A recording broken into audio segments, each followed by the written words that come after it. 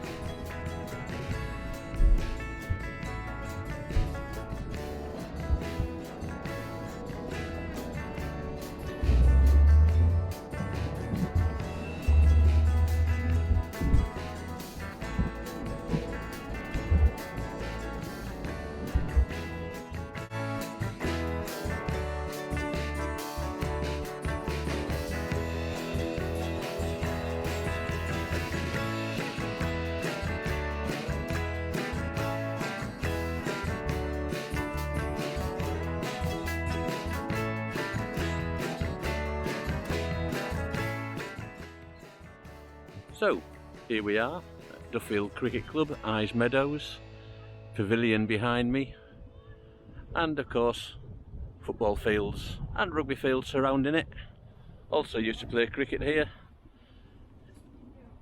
Very pleasant setting.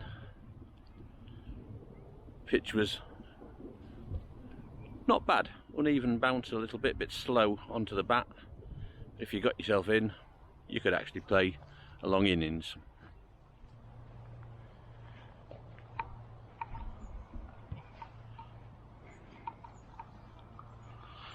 And there's the changing rooms. Although the setting was fantastic and the pitches were good, the changing facilities were basic, and the clubhouse alternated between Duffield Cricket Club Pavilion or decamping to the nearby famous Hollybush Public House at Makeney, where real ales, good food and roaring fires in winter are still a speciality. This is the trip from Eyes Meadows to the Hollybush. Only a few minutes, but quite hairy in winter.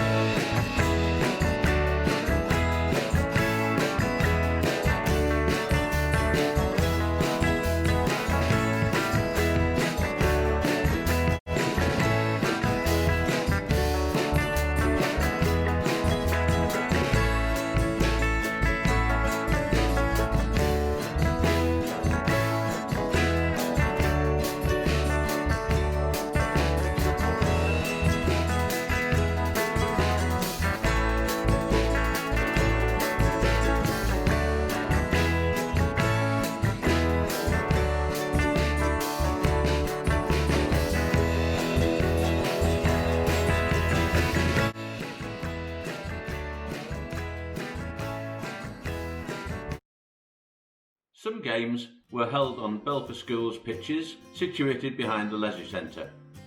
However, the club eventually secured its own home at Strutt's playing field in the heart of Belper, where it remains today.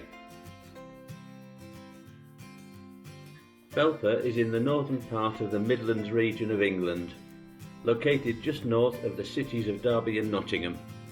It's situated in the Amber Valley district of the county of Derbyshire.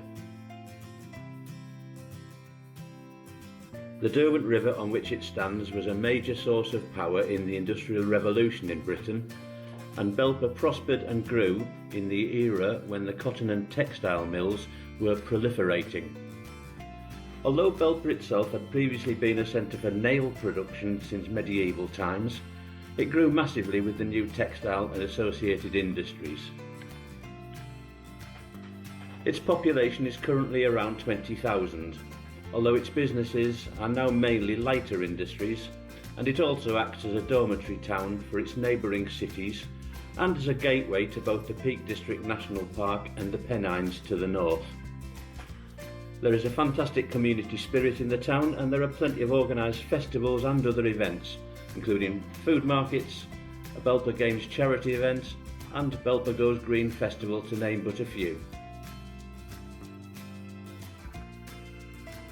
The valley floor of the Derwent River, a tributary of the River Trent, is narrow, and as well as the river, has to hold a major national road, the A6, which runs from Carlisle to London, and a major railway route, the Midland Main Line, joining Leeds and Sheffield to London, terminating at St Pancras station there. The rugby club is sandwiched between the river and the road and the railway, and the fields often flood. However, the club and town always regroup, and the club's fields and clubhouse host a number of the town's annual events.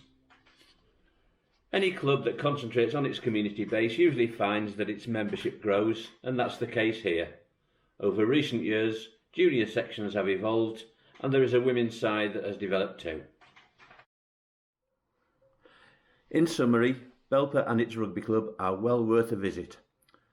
For caravans and motorhomes, the town is very well placed for local walks and sightseeing, and the Peak District is right on the doorstep.